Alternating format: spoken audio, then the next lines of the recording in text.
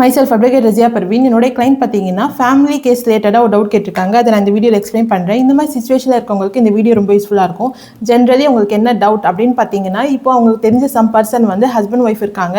இப்போ husband wife ரெண்டு பேருமே பிரிஞ்சிருக்கறனால அந்த ஹஸ்பண்ட் ஃபேமிலி ரிலேட்டிவ்ஸ் என்ன சொல்கிறாங்கன்னா, திருமண கலைப்பு பத்திரத்தில் சைன் போட்டேன்னா இனிமேல் நீயும் என் பையனும் ஒன்றா சேர்ந்து வாழணும்னு அவசியம் கிடையாது. நீங்கள் ரெண்டு பேருமே டைவர்ஸ் வாங்கினதுக்கு சமம் ஆகிடும். கோர்ட்டுக்கு போகணுன்றது எந்த அவசியமும் கிடையாது. அப்படின்றத உண்மையாக கோர்ட்டுக்கு போகணுன்ட்டு அவசியம் கிடையாது. இப்படி பத்திரத்தில் சைன் போட்டால் அப்போது நாங்கள் டைவர்ஸ் வாங்கின கணக்கில் தான் வந்துருமா உங்களுக்கு தெரிஞ்சவங்க அப்படின்ற ஒரு டவுட் தான் கேட்டிருக்காங்க. அப்படியெல்லாம் கிடையவே கிடையாது. சரியா? இப்போது சேர்ந்து வாழ்கிறதுக்கு இரண்டு குடும்பத்தோட உறுப்பினர்கள் பேச்சுவார்த்தை நடத்தி ஒத்துமையாக சேர்ந்து வைக்கிறாங்கன்னா அக்செப்டபிள்.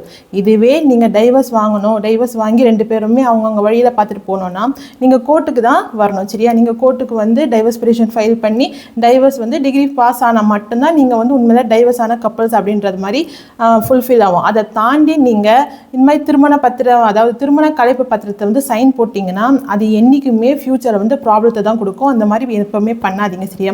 உங்களுக்கு டைவர்ஸ் வேணும்னா கோர்ட்டுக்கு வாங்க. இந்த மாதிரி மற்றவங்க சொன்னாங்கன்றதுக்காக எதுவுமே சைன் போட்டு உங்களுக்கு வந்து ஃப்யூச்சரில் ப்ராப்ளம் வர மாதிரி க்ரியேட் பண்ணிக்காதீங்க. ஓகே, என்னுடைய வீடியோ பாருங்கள். Fight for your rights. என்னுடைய பேஜை ஃபாலோ பண்ணிக்கோங்க. நம்ம நெக்ஸ்ட் வீடியோவில் பார்க்கலாம். தேங்க்யூ.